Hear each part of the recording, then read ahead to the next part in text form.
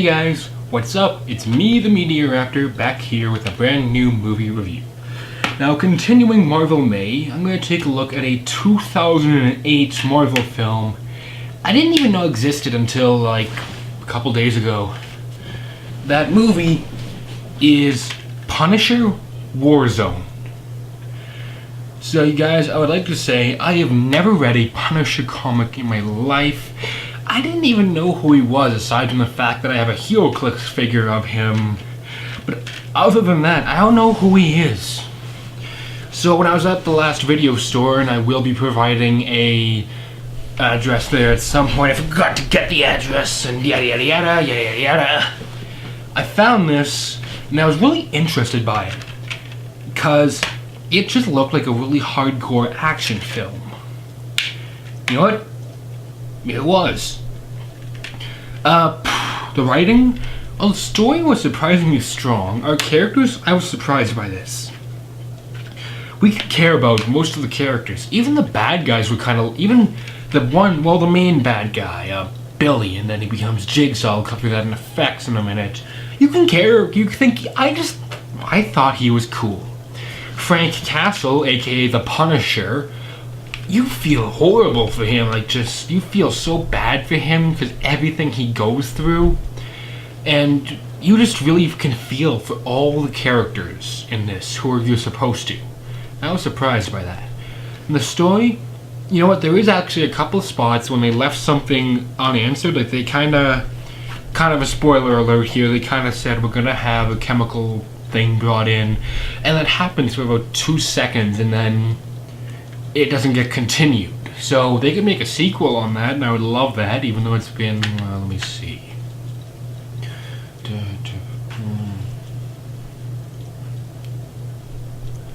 What, 6 years since this came out? Yeah. And it could be like the Ghost Rider sequel, it takes 7 years, and you know what, if they're gonna make one, go ahead, I love this thing. Yeah, but anyhow, the story, it does leave some questions unanswered and could easily be sequels added to it. The acting? Most of the cast turned in a great showing. I got Video Hound open here right now, and what's his name? Okay, Ray Stevenson, Dominic West, Wayne Knight, Doug Hutcherson, Dash Myhawk, and those guys, they did great jobs. The one actress who I didn't think did that well was Julie Benz. I'm not going to spoil exactly what she is here for, because you're going to have to watch this and you'll see it, but it's pretty obvious. Her acting was okay, but it wasn't as good as the others. But I will say, people were just hamming it up in this film, and this kind of helped it, because this film is not taking itself seriously in any way. Although the story does get kind of serious, it still remembers comic book movie. We can't be serious because we're not Batman. Special effects. Okay, you guys, I'm gonna just try and sum this up real quick. The effects are a real mixed bag. You see, a lot of films these days like to use CG blood instead of squibs and stage blood.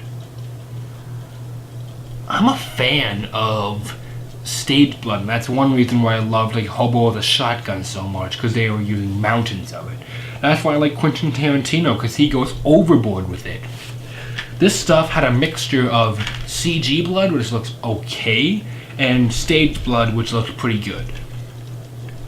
It was an even mix between the two, but there were just a couple of fight scenes when they had to use CG blood, because there was no possible way they could get enough stage blood just for the one shot. I'm gonna tell you that. Like, that's how violent this thing was, but it was still amazing at the same time. It's kind of goofy, cheesy way. Oh, and sorry if there's like some noise. I got a fan going up there. Just roll with it.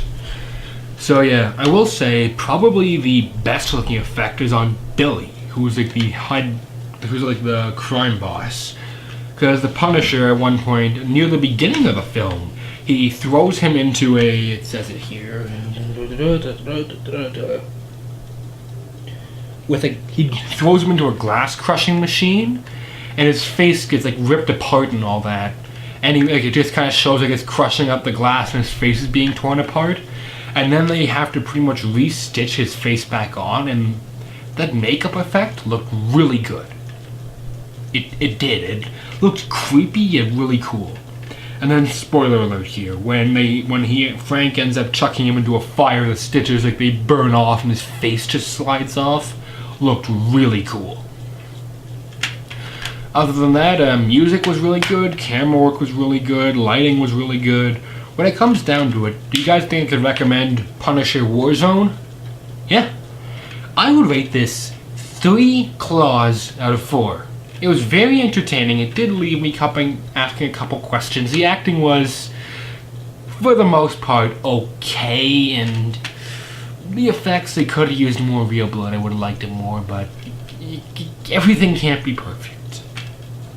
Anyhow, if you guys like Marvel movies or just high-octane action films that do not take themselves seriously at all, go watch this thing. I only rented it, but there's a good chance I'll buy it if I can find it on a good deal and just have it on my Blu-ray shelf, because you know what? It was really fun. So I can recommend it, and yeah, that's that. Now what? Well, I'm looking over at my Blu-ray shelf, which is also doubled up as my Wii U game shelf. I'm trying to think of what to do now. Oh, I know.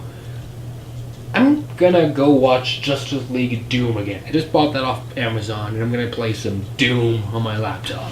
So you know what, you guys, until next time, this is the Meteor Raptor saying keep cool, and I will see you guys around.